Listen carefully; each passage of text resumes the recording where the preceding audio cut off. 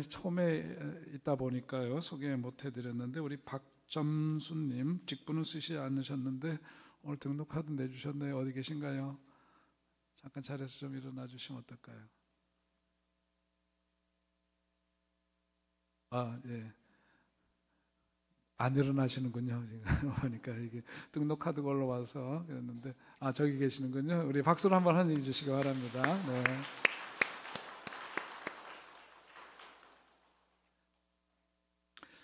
자, 오늘 말씀은 이사야 선지자를 통해서 주시는 하나님 말씀입니다.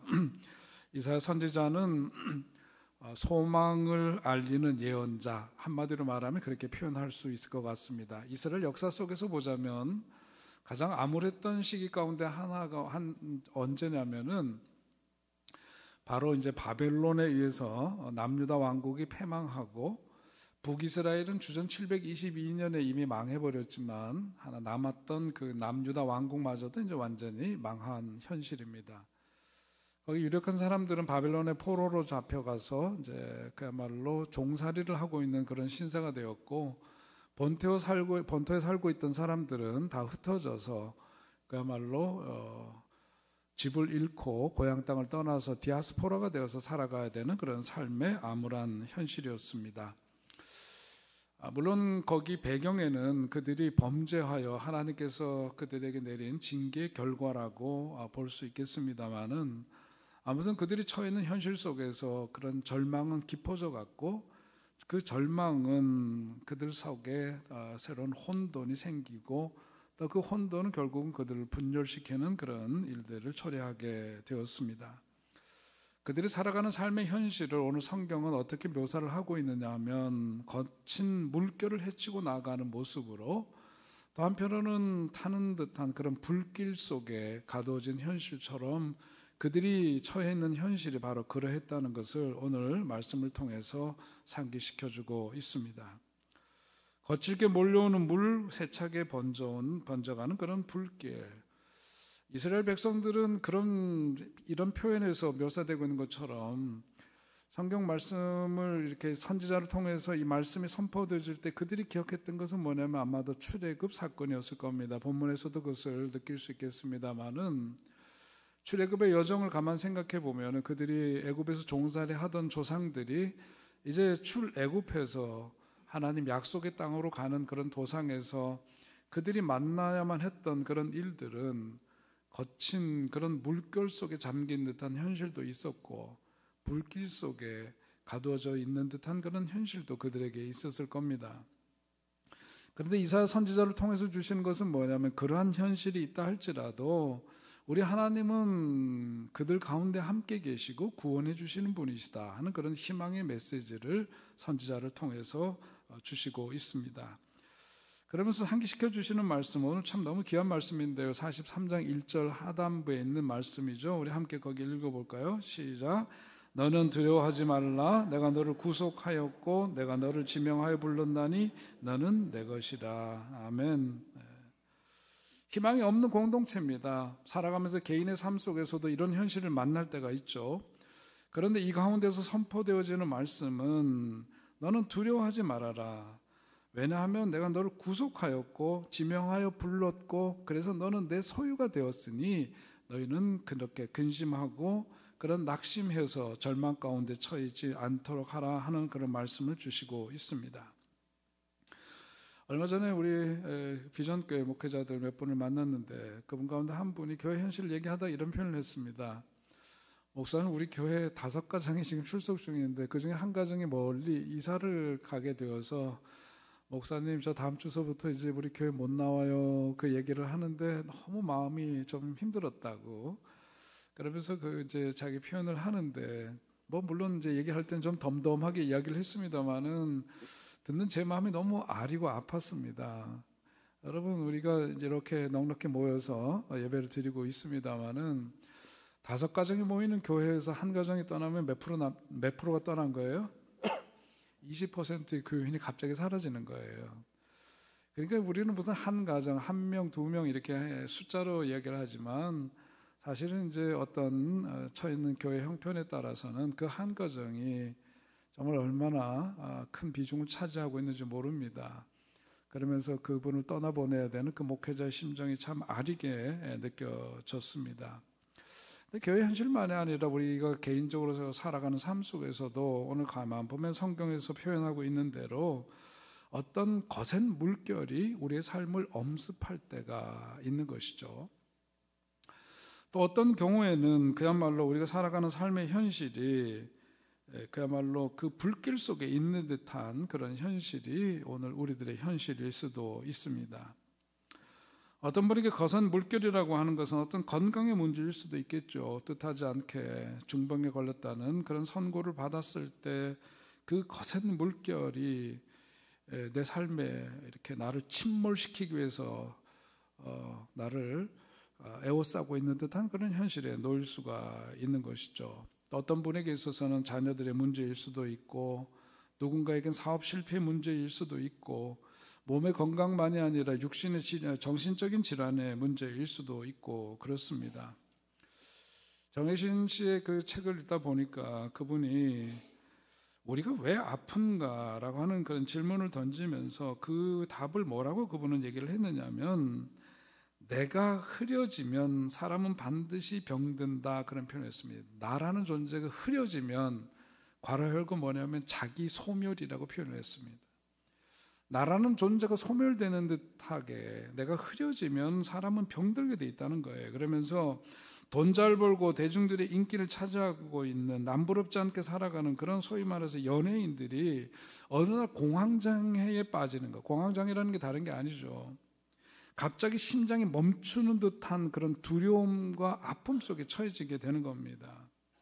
느닷없이 뭔가 망치로 자기를 후드려 치듯이 그냥 어쩔 줄 몰라 하는 그런 아픔 속에 정지된 듯한 그런 삶 속에 있게 되는 현실을 말하는 거죠. 그런데 이런 소위 말해서 한 예로 드는 이야기입니다만은, 어떤 연예인들이 이런 공황장애에 빠지고 있는 것은 뭐냐면 그 이유가 다른 게 아니라 자기가 어떤 소위 말해서 대중들의 인기를 먹고 사는 존재이기 때문에, 인기 스타라고 하는 존재 자체는 뭐냐면 나라는 존재는 없이 너라는 존재의 그 취향에 나를 온전히 맞추면서 살아가다 보니까 그런 생태계 속에서 최종적으로 살아남은 생존자가 연예인들이고, 그러기 위해서 뭐냐면 철저하게 나는 부정되어야 한다는 거죠. 그것이 결국은 그들로 하여금 우울증에 빠지게 하고 공황장애에 이르게 한다라고 하는 겁니다. 거센 물결입니다. 내 자신은 소멸되어지고 누군가에 의해서 온전히 자기 자신을 맞추면서 살아가는 삶 속에서 나라는 존재는 그럴 수밖에 없죠.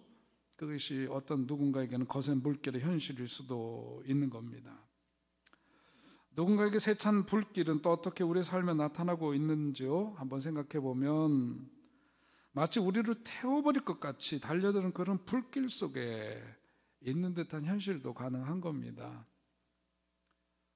그런 상황들이 사람마다 다른 모습으로 경험되어질 수 있는 것이지만, 바로 그렇게 불길이 거세게 내 삶을 에워싸면서 나를 태워버릴 것 같은 현실 속에서 살아남는다라고 하는 것, 그 불길 속에서 벗어난다라고 하는 것, 얼마나 참 힘든 일일까, 얼마나 참 어려운 일인가. 그러나 그것이 내 삶에 있어서 얼마나 중요한지 모릅니다. 그러면서 이 시대 가장 시급한 과제는 누군가는 낙심의 위기에서 구원되는 것이다, 그런 표현을 했습니다. 불길 같은 현실 속에서, 그 속에서 내가 마치 태워져 버릴 것 같은 현실인데, 그 속에서 어쨌든 내가 살아남으려면은 뭘 하지 말아야 되느냐? 낙심의 위기에서 벗어나야 된다라고 하는 거예요.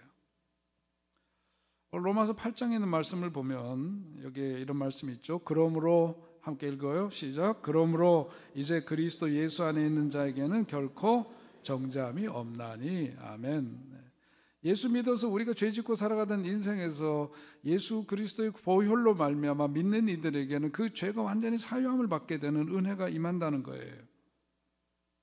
자, 그러므로 인해서 정죄함이 없다. 다시금 예수님 때문에 그 지었던 죄를 사함을 받고 나서 다시금 그걸 들추어내고 그럴 리는 이제는 없게 되었다, 그런 얘기인데, 원문에 보면 또 다른 뜻이 있어요. 그게 뭐냐면 결코 정죄함이 없나니, 그 말씀은 곧 원문으로 보자면 결코 낙심할 일이 없나니라고 이렇게 번역할 수가 있습니다.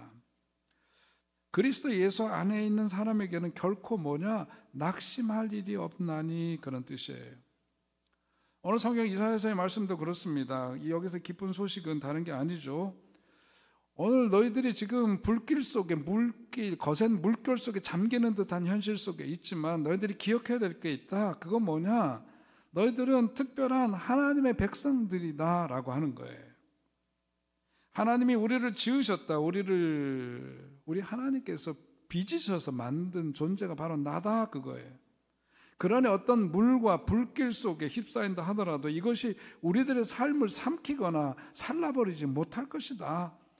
우리 믿는 사람들은 하나님과의 그런 특별한 관계 속에 존재하는 사람들이다. 그 이야기를 우리에게 일깨워주고 있습니다. 여러분, 그러니까 우리가 살아가면서 말이에요, 내가 누구인지를 언제나 분명하게 인식하면서 살아가는 삶과 자기의 정체성을 이렇게 분명하게 하지 않고 살아가는 삶과는 엄청난 차이가 있는 겁니다. 사도 바울이 그래서 이런 말씀을 고백했습니다. 우리 로마서 8장 35절과 38절, 39절의 말씀인데요. 함께 우리 소리내어 읽겠습니다. 시작. 누가 우리를 그리스도의 사랑에서 끊으리요? 환난이나 권고나 박해나 기근이나 적신이나 위험이나 칼이랴. 내가 확신하노니 사망이나 생명이나 천사들이나 권세자들이나 현재일이나 장래일이나 능력이나 높음이나 깊음이나 다른 어떤 피조물이라도 우리를 우리 주 그리스도 예수 안에 있는 하나님의 사랑에서 끊을 수 없으리라. 아멘.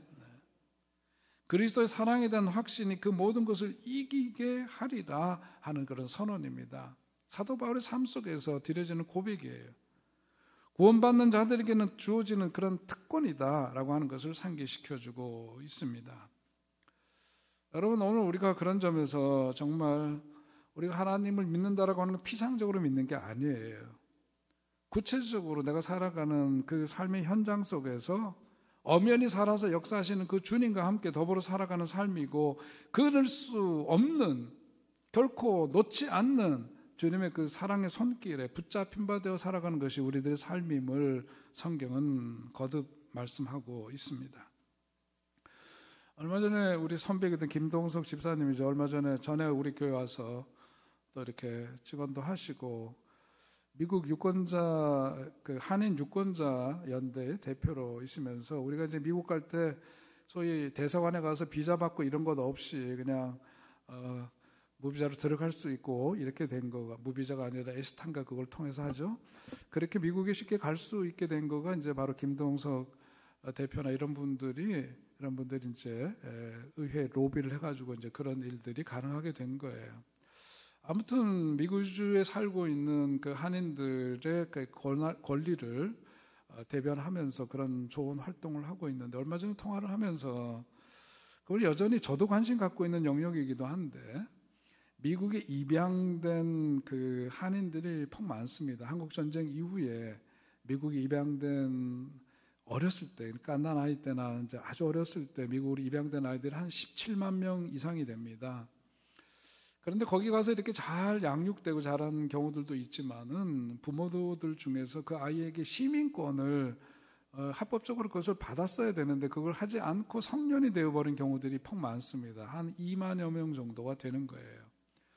근데 요즘 여러분은 뉴스에서 보시는 것처럼 트럼프 행정부가 등장하면서 미국에 살고 있는 한인들 가운데에서 서류 미비자들, 소위 말해서 미국에서 합법적으로 살 수 있는 그런 법적인 지위가 보장되지 않은 사람들에 대해서는 그냥 느닷없이 체포를 해가지고 추방을 하는 일들이 이제는 일어나고 있어서, 그 미국의 2,000여 곳에서 막 반대 시위가 일어나고 있다는 소식 아마 뉴스를 통해서 여러분 많이 들으셨을 겁니다.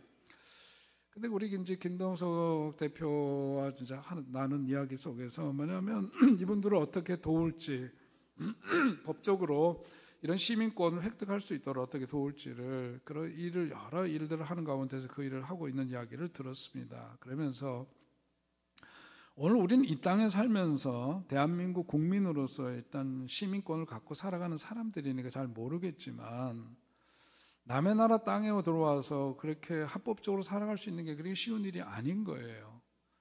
동남아라든지 외국의 사람들이 우리나라에 와서 이렇게 합법적인 어떤 살 수 있는 권리를 얻으려면 굉장히 어려운 그런 과정과 조건들이 따라야 합니다. 제가 며칠 전에 본 신문에서만 보더라도 보니까 외국인들 가운데에서 우리나라에서 이런 법적인 지위를 얻으려면은 여러 조건 가운데 하나가 연봉 8천만 원 이상이어야 되고 뭐 이런 게 있더라고요.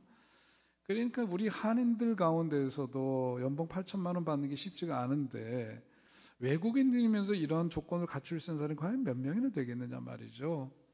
그러면서 드는 생각은 뭐냐, 오늘 말씀 속에서도 우리가 확인하게 되듯이 우리가 시민권이 갖게 되는 중요성은 그 나라 국민에게 주어진 그 권리를 누리며 살아갈 수 있는 권한이고, 영주권이라고 하는 것은 그 나라에서 자리 잡고 살아도 된다는 법적인 권리가 있다라고 하는 이야기인데, 우리가 예수님 믿으면서 어떻게 됩니까? 예수님이 이제 내 삶에 들어오셔서 영주하시도록 우리가 그분을 모신 거 아니겠어요?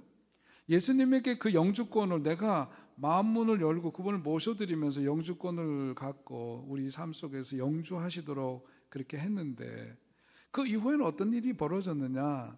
우리 그 믿음의 사람들에게는 하나님 나라 시민권을 지닌 사람으로 살아갈 수 있는 그 권한이 우리들에게, 그 특권이 우리들에게 주어졌다라고 하는 거죠. 오늘 본문 말씀 바로 그 얘기를 하는 겁니다.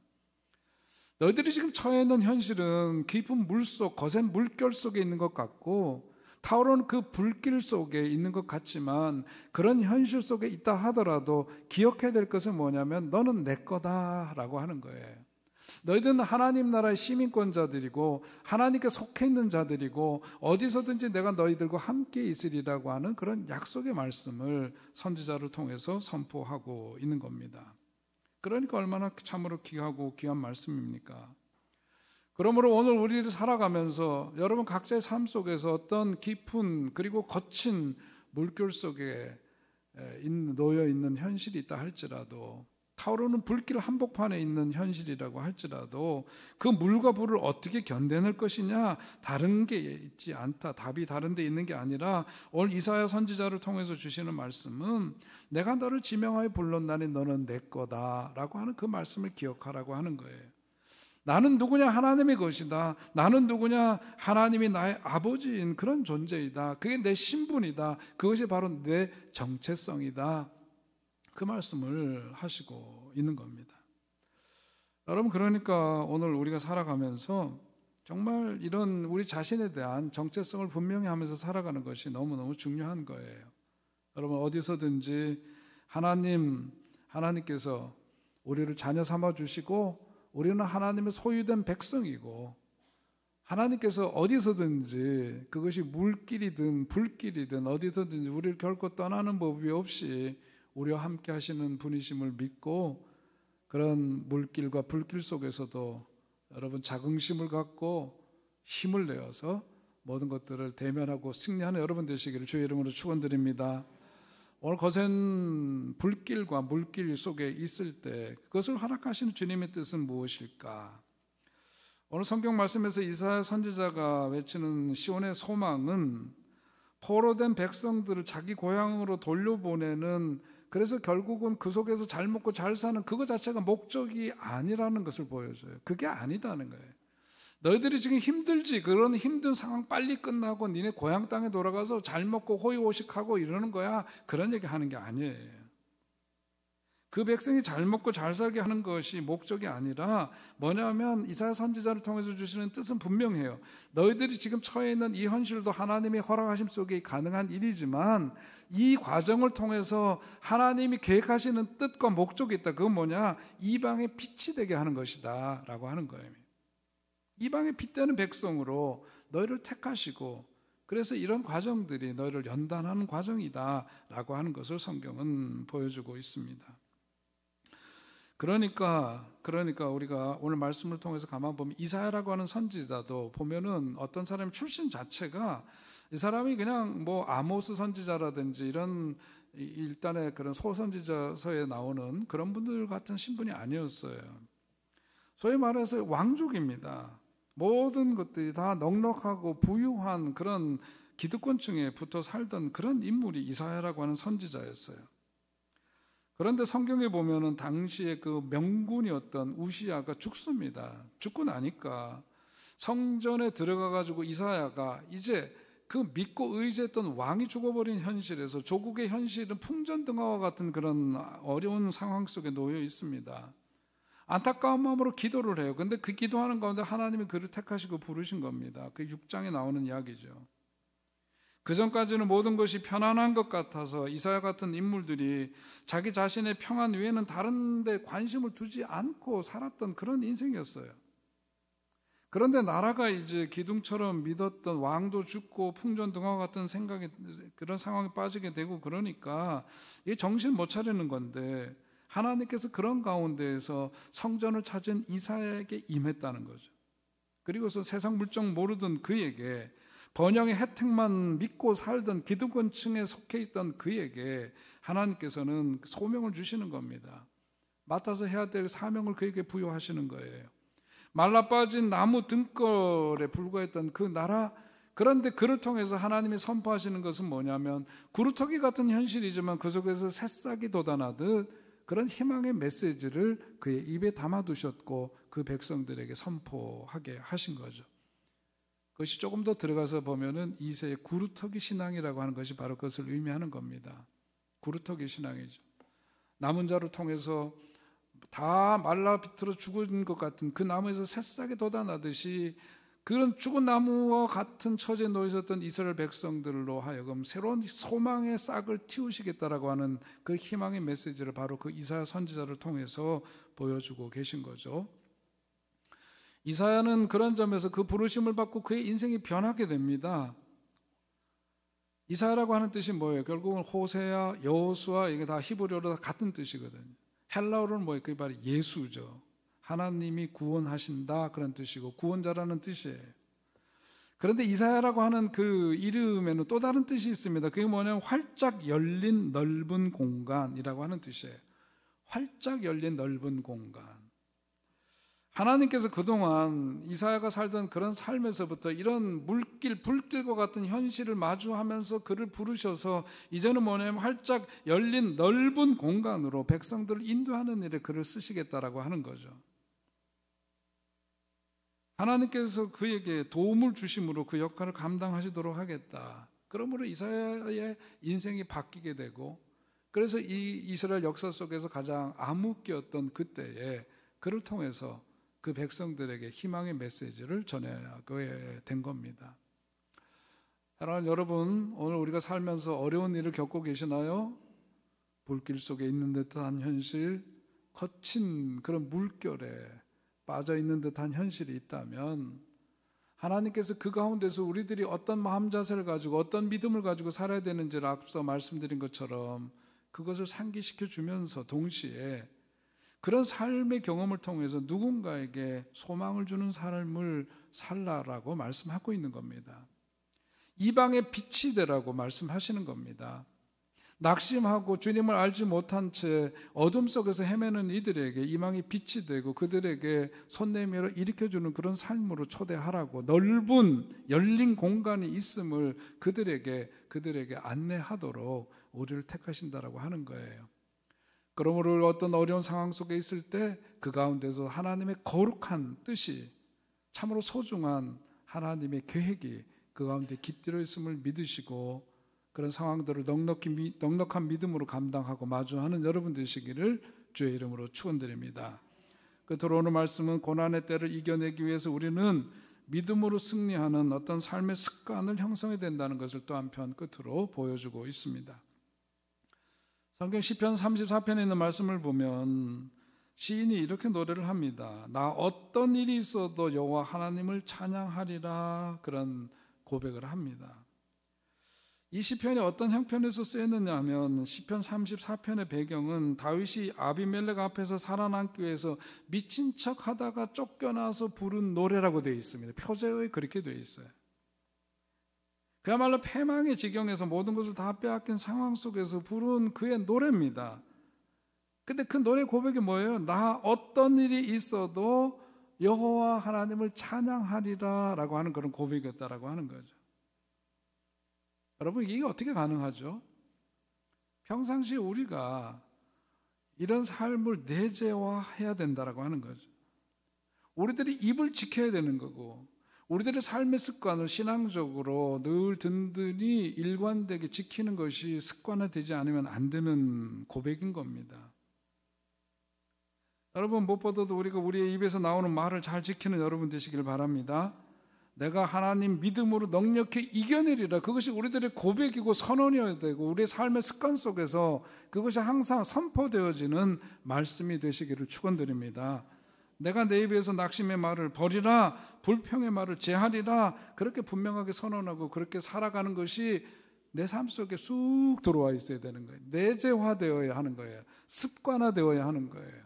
그랬을 때 우리는 어떤 상황 속에 있더라도 그야말로 좌고면하지 않고 업앤다운 하지 않고 언제나 의연하게 하나님의 사람답게 우리에게 주어진 현실을 맞이하면서 그것이 물길 속이든 불길 속이든 넉넉히 감당하고 주님의 함께 하심과 주님의 힘 주심을 통해서 이기는 삶을 살게 될 줄로 믿습니다. 사랑하는 여러분, 우리 모두 이 믿음을 가지고 승리길을 의연하게 걸어가는 그런 축복의 주인공들이 되시기를 주의 이름으로 축원드립니다. 존귀하신 하나님, 은혜를 감사합니다. 오늘도 주님께서 사랑하는 이들 함께 모여 또 우리가 예배드리는 가운데 정말 돌아보니 우리의 삶 속에서 거친 물결을 마주하며 살아가야 되는 현실도 있고 정말 불길 속에 가둬져 있는 것 같은 그런 현실도 우리에게 있습니다. 하나님, 그러나 오늘 말씀 기억하게 하셔서 내가 어떤 상황 처해 있더라도 나와 함께 하시겠다 하신 주의 말씀 기억하게 하시고 무엇보다도 나는 세상 것이 아니라 하나님의 것이요 하나님의 소유된 백성 주님의 거룩한 자녀임을 늘 잊지 않도록 인도해 주시어서 어떤 상황 속에서도 믿음으로 마주하고 이기며 승리자로 살게 하여 주시옵소서. 세상 것들로 인해서 낙심하거나 좌절하지 않게 해주시고 하나님 강한 팔로 붙들어 주심으로 어디서든지 강하고 담대하게 의연하게 믿음으로 승리하여 주님께도 영광일 뿐만 아니라 많은 이들에게 그야말로 소망의 메시지를 전하는 그러한 축복의 통로가 되게 하시고 이방의 빛을 발하는 그런 하나님의 사람으로 우뚝 세워 주시옵소서. 마음껏 축복해 주시기를 주님 앞에 간절히 비옵고 예수님의 이름으로 기도하옵나이다. 아멘.